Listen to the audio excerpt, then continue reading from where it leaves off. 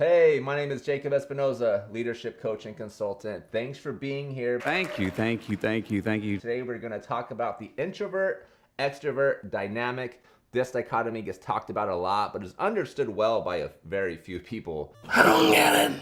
But today we're going to help fix that. But before we get started, if you know if you're an introvert or an extrovert, leave it in the comments. We want to get to know you better.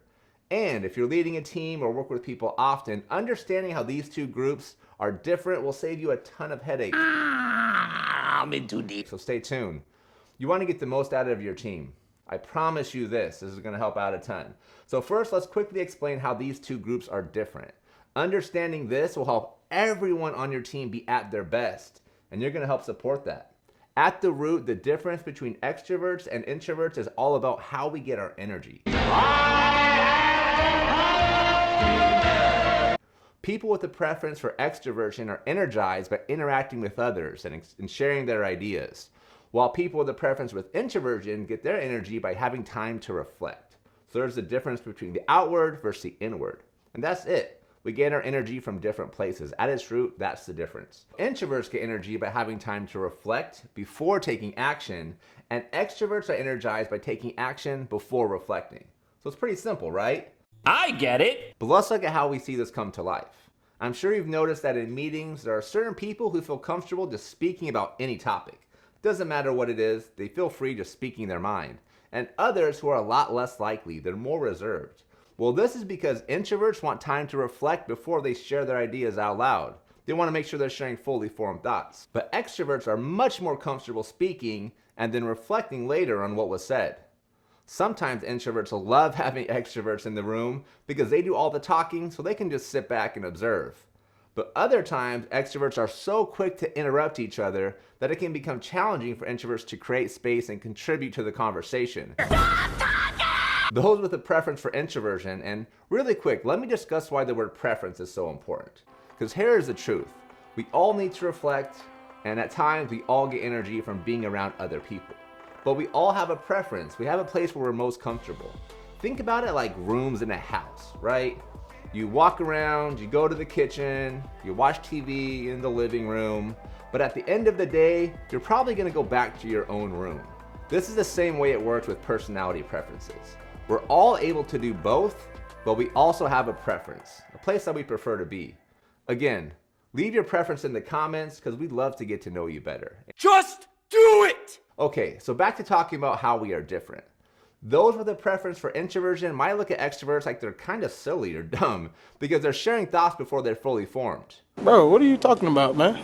The truth is, for extroverts, thinking and speaking often happen at the same time.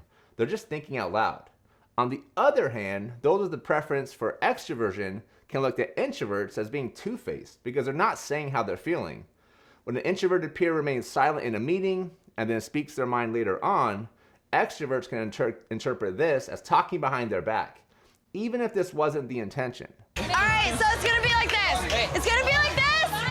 As leaders, we often lead our team under the assumption that everyone has the same needs that we do. This is crazy, right? It's absolutely not true. We all understand that people are different, but it's up to us to understand what our teammates need from us to be at their best. That's a key role of leadership.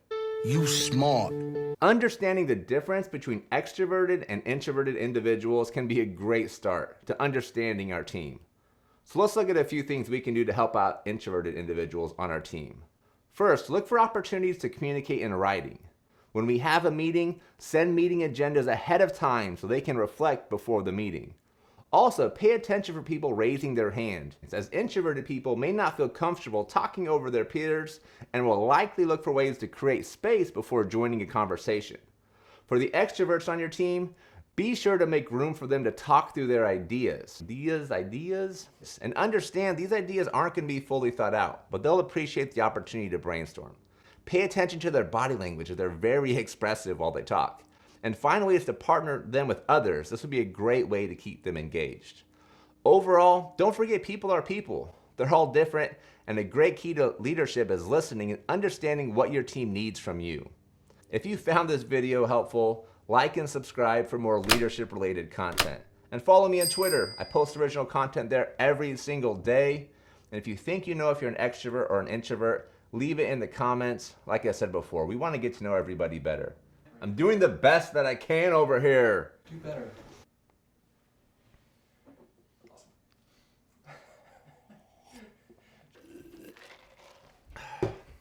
Don't talk to me like that. I'm introverted. That's true. I gotta watch the energy here. Just kidding. People out there are always listening. Okay, we're speeding. So what do you have for drink?